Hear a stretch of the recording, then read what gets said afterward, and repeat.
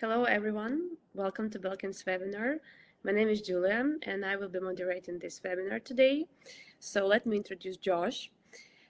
He'll be talking about email outreach for the healthcare industry. Josh, your microphone. Let's start.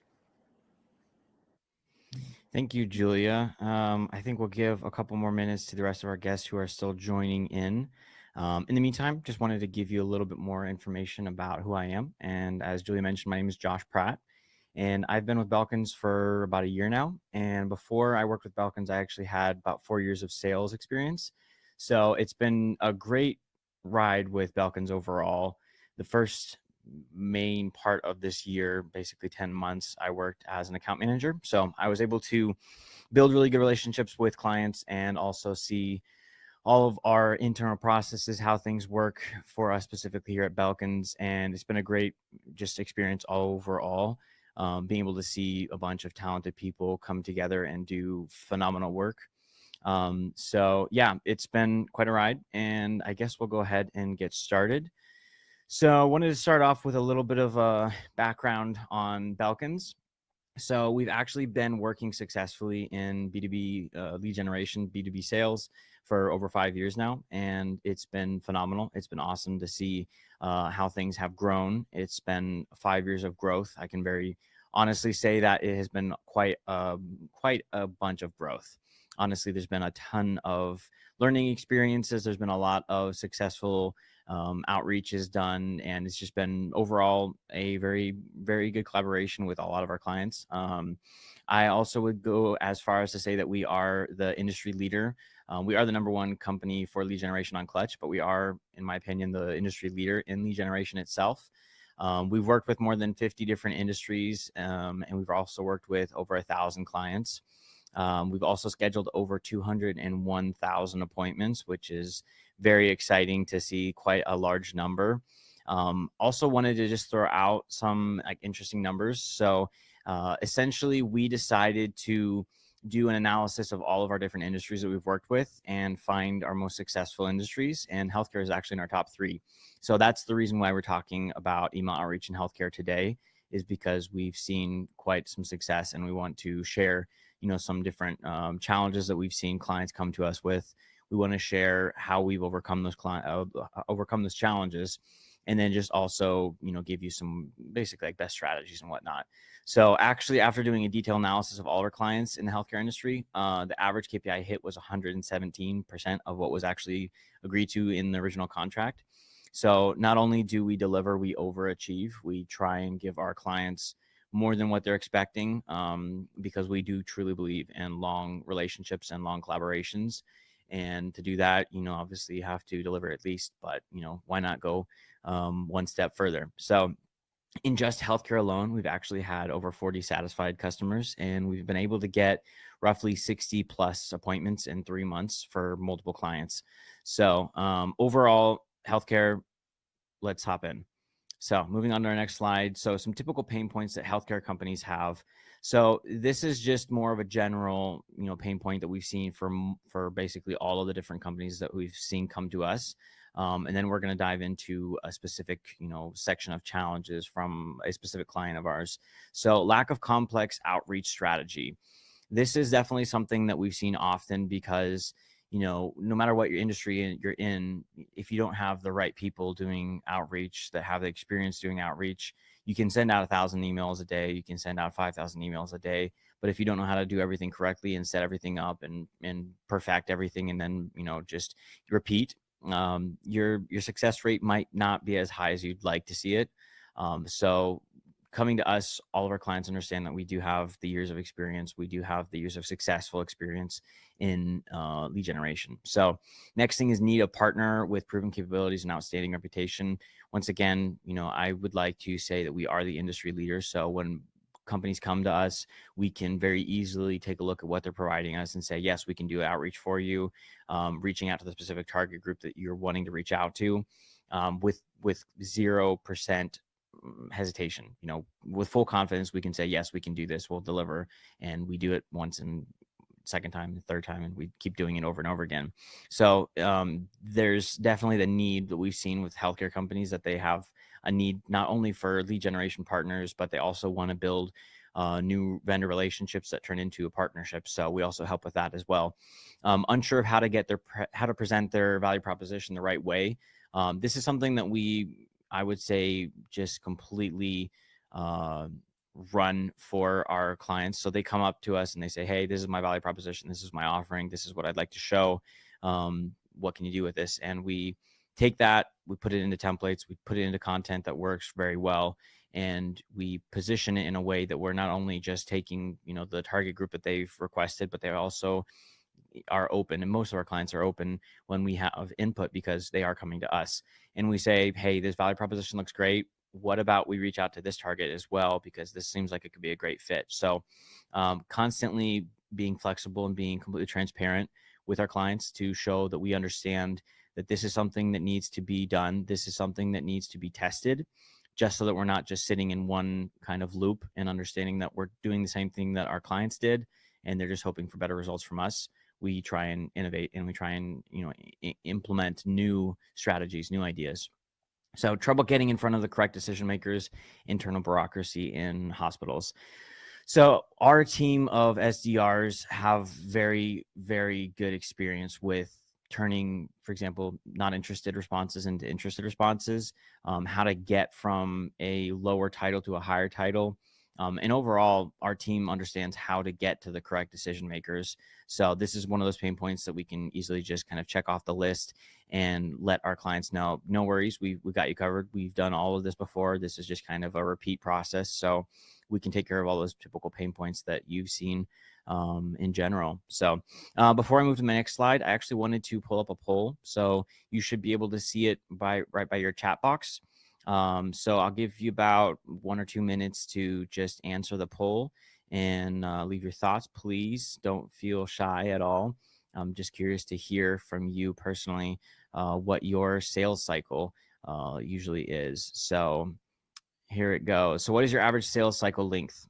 In the meantime, while we are talking, while you're leaving your thoughts in the poll, I just kind of wanted to give an example of a client that came to us and understood that they wanted to get really good numbers. They wanted to get a lot of appointments. They actually came to us and said, hey, we'd like to get 20 appointments a month. And we were easily able to convert all of what they had wanted into a higher number because of the different strategies that we presented them.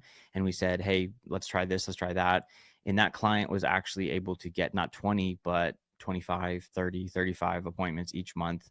So I see from the inside here at Belkins, we understand that we can do whatever our clients ask us, and we're not going to, overstep our bounds or do something that our clients don't want us to do, but we do have expertise. And when we share that, and especially when our clients are open about it, the results are just outstanding. And it's great to see that people and companies in general are flexible and understanding that, we do have the experience here. So in general, I'm seeing a lot of different answers. That's great.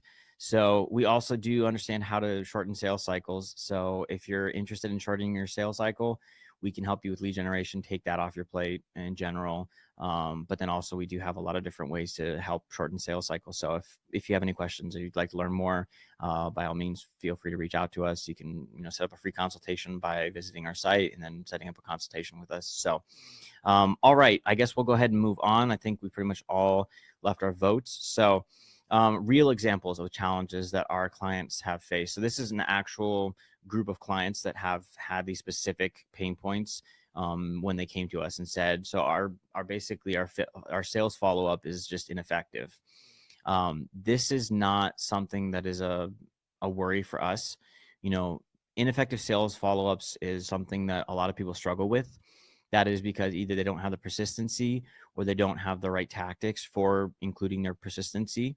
We have a list of different things that we recommend all of our clients do. Just a couple of quick tips. One, while you're on your first call, instead of just saying, all right, I look forward to hearing from you, set up a placeholder and say, let's meet in 2 weeks. That should give you enough time to talk with your team and then get back to me with what your results are and what your answer is. And then you at least understand that you're not going to be playing phone tag or email tag back and forth trying to get a hold of them again, even if they were interested. So that's just one quick tip that helps with sales follow-ups. And then small sales team, Once again, we have a very large team of everybody. I mean, everybody's doing a specific aspect of the outreach. So we have researchers, we have sales development representatives, we have account managers, we have copywriters, email deliverability specialists. So essentially, when clients come to us and say, hey, we don't have a very large sales team and they're not very capable of doing everything all on their own shoulders, basically, we tell them, no worries, we've got a big team. It's probably going to cost you around the same that you would be paying for someone in, say the stateside salary, but we're splitting it up amongst a large team of people devoted to one aspect of the outreach. So it basically helps us to understand that each person is doing one specific thing instead of trying to uh, take everything on one person's shoulders. So rearranging marketing strategy. Yeah, marketing strategy in general, there's a lot of ups and downs when it comes to marketing. I've seen this firsthand, and I understand that a lot of companies don't invest the time or the practical side of like aligning their marketing team with their sales team or with their other sides of their different teams. They just kind of let marketing do their own thing, which is something that I've seen very often in a lot of different companies, which is not necessarily the best outcome. It doesn't give you the best outcome, because your marketing team should be aligned closely with your sales team. They should be working together to understand these are the people that we're pinpointing. These are the people that we're targeting. And overall, we've had, companies that come to us like startups, for example, and they just needed more leads and they needed like their faster sales cycles. They just came to us and said, we don't have all the experience in marketing and in sales. We just need you to do this for us. And we just took it and just ran with it. So trying outreach for the first time, once again, a lot of startups in specific will have zero experience in outreach. They don't understand how to set everything up correctly. What's the right amount of emails to send in the sequence, or how many times should I follow up if someone responds but doesn't respond again, maybe goes cold on you. So essentially that's another one of those pain points that one of our clients came to us and we said, listen, we got your back. That's the cool thing about Belkins is we will always have your back. As long as we're open and we are continually working together and we have good communication and transparency, we're always going to be helping our clients to get as much results as possible, especially if they've got no experience in outreach. That's what we do. That's where we thrive. So moving on to our next strategy, our next slide, I wanted to talk about best performing strategies. So low title POC. This is something that we actually have a YouTube video on. So if you haven't seen it yet, go ahead and check it out on our YouTube. But finding a lower title is easier in a sense than finding somebody that's higher up, especially if you go to, say, enterprise companies. In general, if you want to get to the higher seniority titles, you can even kind of climb the ladder and reach out to a lower title and then say, hey, would you mind forwarding my email to someone higher up that might be more of a shot caller? Obviously, you want to make that appropriate and phrase that in a right way that you wouldn't be degrading the lower seniority title. But even just reaching out to the lower seniority titles and actually scheduling meetings with them, and then they can relay what your offering is to someone up higher up, and then maybe even have another call with, say, like the CFO or the CEO or somebody else that's maybe a C-level or just higher in seniority. So targeting low titles is very effective. Title specific template. So templates that are very just general work, but not all the time and not as often as very specific title specific templates. So what does that mean? When your templates are set up in a way that you're including pain points for a specific title that you're reaching out to, or challenges that they might be facing, or bottlenecks, or maybe just something that they might need that your offering is actually going to provide them with, you include that specifically to them. So if you're writing to marketing people, talk about marketing pain points, talk about marketing bottlenecks. If you're reaching out to finance people, the same thing. And you're understanding that you're not just sending out a very broad general email that could be sent to anyone. You're sending out a specific email that works specifically for a specific title. And that helps them see, wow, this is actually like exactly what I need. They know me, like somehow they know me. This is kind of like crazy. How do they understand what my pain points are? And that's what gets a lot more responses, because you're showing that you've done your due diligence. You've done all of the prep work to understand what they're going through and how your offering is going to help overcome all of their pain points. So partnerships, we already talked about that as well. But finding partnerships, not only just a new way to implement your software, your platform, your product, or your service into, a new company, but actually finding a company that you can partner with and then work together with their clients, and then they work with your clients. That's something that we've really, maximized our resources to help clients with. um, I even had a client that worked in media that we did the same thing with, and it worked out really well for them. So, referral approach, this is also something that's our basically go-to. It's a very typical approach, and what that is basically you've got triggers that are pulling data from your master sheet or your lead list. So usually you'd find maybe per each company at least 2 leads, and then you'd have in your title, in your subject line, you'd actually have per se, you a referral, which means it's automatically going to pull the referral name, which is their colleague. So when you're sending out an email to, say, John, it's going to say you or Peter, and they're going to know. They're going to be like, how do you know Peter Davis, or how do you know whatever this person's name is? And they're going to have a higher chance of opening the email. And then you can do the same thing actually in the body itself. So utilizing any kind of personalization tactics is also extremely important. Not just names and first names and last names and job titles, but also website traffic, or what platform they're using, what programs they're using, maybe statistics that you can find. Our research team does a great job at actually digging in and finding details that we can then pull into our templates, so that they're very, very specific and very personalized. Target around numbers for a specific hospital. Once again, pulling the right data, pulling the right statistics, so that you can say, hey, look, I've done my research, I know what statistics you've got, I know what numbers you're looking at. Let's help you get those numbers up, or let's help you put those numbers down. Personalization, it's once again, it's very vital. And then stick to the 80-20% rule. This is very important. So basically 80% helpful information and or entertainment, and then 20% sales.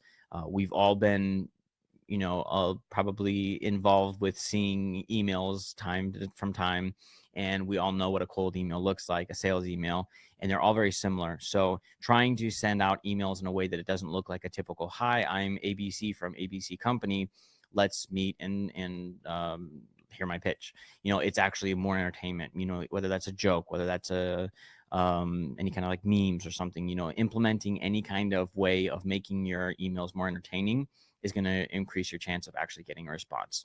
So before we move on, one more poll that I wanted to share with us today. So once again, hop over there and just feel free to leave your thoughts. So the next poll is, what is the best working approach for you to get in front of the right decision makers fast? Reach out to them via LinkedIn, use referral approach, reach out via email plus follow up on LinkedIn, or try to reach out to lower titles. So while you are picking your answers, I would say that all of these are effective. Don't let me sway you, but I think that from my personal opinion, and I'm actually seeing quite a few of these answers already, reaching out via email and then following up on LinkedIn is very effective. Why? Because when you are writing to someone that you don't know, their chances of opening and then responding to you are not bad. But once they actually put a face to the email, once they actually see who you are, what you look like, and I don't mean the little small thumbnail on the email that shows what your profile picture is, but like LinkedIn, they can see you, they can see what you like, they can see what connections you've got.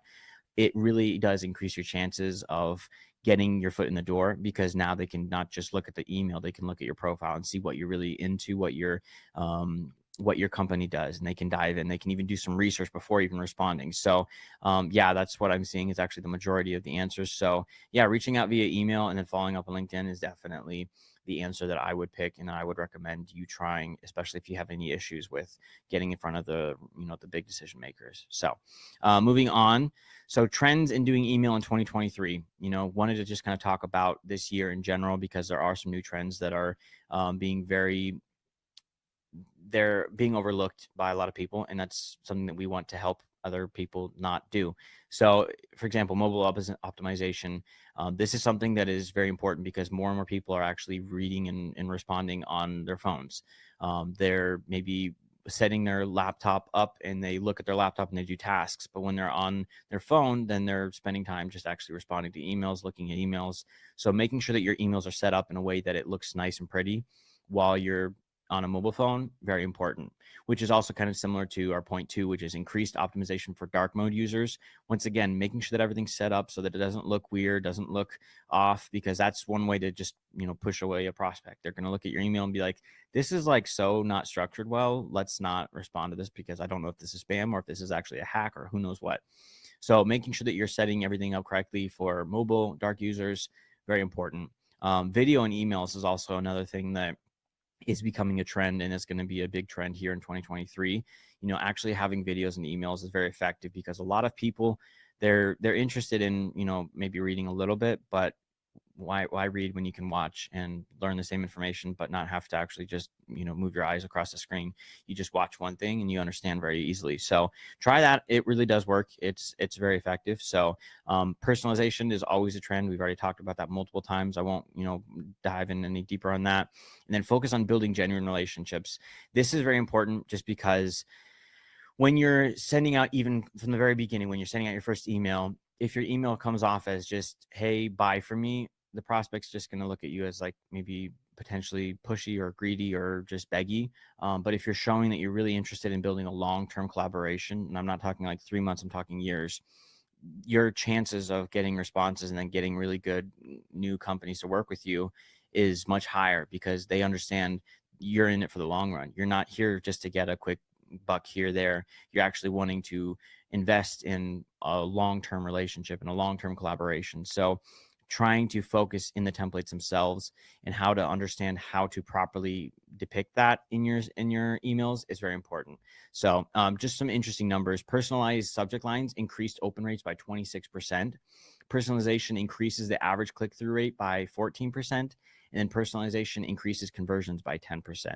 So if I can't overstress it, please do personalize your emails. It is very effective. So solutions that Belkins teams implemented to help clients grow. Value proposition positioning. We already talked about that. Adapting templates to different seasons and holidays. This is also something that's very important because it's very effective. A lot of times people are very interested in what your offering is and what you're writing them about, but it's not the right time. It's right before Christmas. So implementing your wording in a way that you're saying, hey, I know that you're probably really busy right now because of Christmas coming up or whatever the holiday would be, whether it's 4th of July or Christmas or Thanksgiving. Let's hop on a call after the holidays. I'd love to show you what I've got. This not only shows you that shows them that you're actually showing respect because you understand they've got a lot going on right now. They're trying to finish things up and you don't want to keep take much of their time. So you're actually reaching out and saying, hey, I understand where you're at. Let me just book a call for maybe after the holidays when you've got less things going on for you. And they see that you respect them. They see that you respect their time and they see that you're genuinely interested, but not just on getting a call right now. So, and you can do a lot of different tactics with this, even including like a specific month. You can use like urgency. So for example, you could say, hey, I know that the season is going to be really busy, so let's hop on a call real quick because I know you're probably already looking at other vendors for what we're offering. Let's hop on a call this month. Just not even saying tomorrow or the next day, but just giving them a broad understanding that, hey, I'm very interested. Just respond if you can. Laser focused follow-up strategy. Once again, following up is very important, and whether that means you got a prospect that's interested and then goes cold, whether you got a prospect that attended your first demo call and then went cold, you got to make sure that your strategy is not just, hey, just following up. Are you interested? Hey, just following up. Are you going to move forward? It's got to have questions that are going to make the prospect actually scratch their head and make them understand that, we do really need this offering. And just, not just the little simple, hey, just following up. Are you interested? But actually, hey, in case you need more information, here you go. Just going a little bit farther just to make sure that you are showing them that you're very interested, but you don't want to just have them buy in. You want to have them buy in because they believe that they are actually going to be getting a really good deal because that's what they are. So title research, it's also important to it's very important just to understand that your titles that you're researching need to align with what your offering is. I've had a number of clients that come to me and they say, hey, this is my offering. This is who I'd like to target. And I look at it and I'm like, we can do that, but what about these people? These people would actually be a little more responsible for this. They're probably the shot callers for this. And once we switched that, it worked really well. So making sure that you're understanding your title research is exactly what it's supposed to be, very important. Um, maxing out previous connections. So this means a number of different things. If you wrote someone on just like an email, 5 emails, no response, reach out on LinkedIn. Or if you wrote 5 emails about one offering, give them a month, give them time to cool down, and then reach out to them again in like a re-engage strategy to show that you're still interested, but you've got other things to offer as well. And maybe even changing up the approach, changing up the strategy, changing up the tone of voice even. So yeah, maxing out your previous connections is very important. Yeah, so we're going to go ahead and move on again. And this is actually a real example of one of our best performing emails in the healthcare industry. So you'll notice right off the bat, it's very short. It's not four, 4 paragraphs that are just very, very long. It has to be that way. A lot of people get these emails that are this long, and you're looking at it and you're like, man, this is going to take me 5 minutes just to read an email. The shorter, the more precise, the just the very short emails are what people want to read. Unfortunately, you can give all of your detail and all of your information, and that's great, but a lot of people just need that quick, here's something we can do, here's how we can help you, let's hop on a call. They need that quick, very just precise. Another thing is a subject line. You can include data in your subject lines as well. This one is just the your referral that I mentioned before. This has worked very, very well for us over the past 5 years, and it's still working to this day. So give it a try if you've never tried it. Using a specific number of words as well is also something that you can try. So showing that you're very, very specific. You're not just very generally sending out an email with just a lot of information. You're actually saying, like, for example, um, if you have a couple minutes, I'm only going to ask for 26 minutes of your time or 19 minutes of your time, giving them a very specific number so that they understand, exactly how long this call is going to take. Exactly why they need it and what you're going to be offering. Another thing would be personalizing with variables. So if you can see here, all of these, referral name, first name, company, client, sender, these are all variables which pulls data right away from your master sheet or your lead list. Using those kinds of variables is what we talked about as well, triggers in the beginning of our webinar. So including those with not just, referral name or first name or company, but also, what platform they're using, what systems they're using, what their, retention rate is, what their ROI is, or whatever you can find, whatever you can scrape. Try and implement that. Do your due diligence and really dive into the template so that it looks, as prepared as possible. And then, my last point would be your offering should really match the pain points of the person that you're reaching out to. So trying to find pain points for a specific title and then implementing that into your template is going to really help your open rate and your response rate, because they're going to see, wow, this person actually does know what I need. This person really does know that I have these kind of pain points. So yeah, I'm going to go ahead and put one more poll on the screen before we get to our last section. So this next one is, how many follow-ups do you think you should include in your sequence? So go ahead and leave your thoughts, and we're going to go ahead and get over to our next section after we're done with this. But while we're waiting, don't want you to just kind of sit here in silence. We do have some questions that we had prepared beforehand that some prospects asked us. So, for example, does Belkins' team know U.S. healthcare regulations and market peculiarities? So, yeah, of course. Our team is experienced in working with many industries, and healthcare companies are, as I mentioned already, our top clients. So we do have case studies. You can check them on our website. But before working on any project, our team thoroughly will learn and study what we're going to be potentially offering. So the offering of our client, and we understand all the regulations. We understand every peculiarity that there might be. So yeah, I guess we'll go and hop back over. So I would say, yeah, to our poll. So I would say that over 5 emails is already too much. I would say that the optimum would be between 4 and 5. So thank you for leaving your thoughts and your poll answers there. We're going to go ahead and get back to our next section, which is Q&A. So how often should I follow up with healthcare industry prospects after my initial email outreach? I would say that there's no silver bullet to answer this question. I'd say that, the average process would look like 3 to 5 follow-ups for a couple of weeks, and then just kind of going down a little bit. So less and less and less, and then maybe giving a break for maybe 2 months, and then coming back and following up and, giving giving them the time to take a break from your emails so that you don't just spam them nonstop. Also, please do leave your comments and your questions here in the chat. Julia is still on the call and she's still monitoring, so she'll be answering any of the questions that you have. So please don't be shy. Next question is, how do I measure the success of my email outreach efforts for healthcare industry prospects? I would say that the top most important metrics would be open rate, click-through rate, unsubscribe rate, bounce rate, forward and share rate, and then just the campaign ROI in general. And then the last question that I have was, how can I avoid being flagged as spam while conducting email outreach to healthcare industry prospects?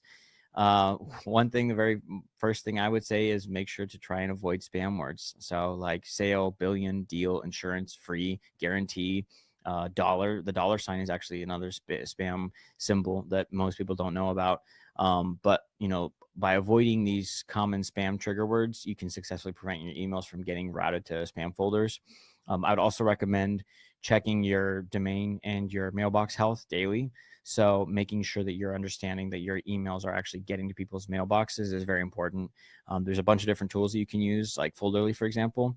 But yeah, so overall, that's a wrap for me for today. It was a pleasure speaking with you all, and I'll be seeing you again in the near future. So thank you, and yeah, have a good one.